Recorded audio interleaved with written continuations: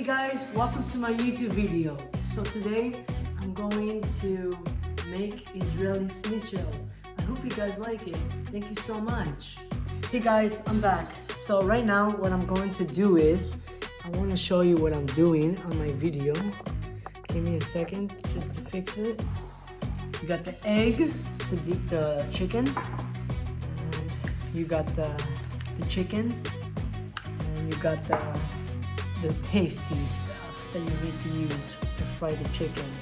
So what we're gonna do is that we're going to use the egg. I need it. Put it there. Let the eggs take all the good stuff inside. And now what we're gonna do is we're gonna do a little something special. See what I'm doing? I'm deeping it. It looks so good. Wow. Looks so yummy in my tummy. After when I finish that, I gotta clean my hand because my hands are deep with, deep with eggs. So.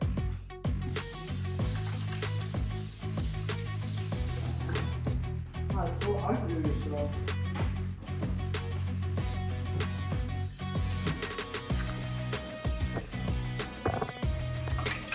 Okay, now the oil is finished.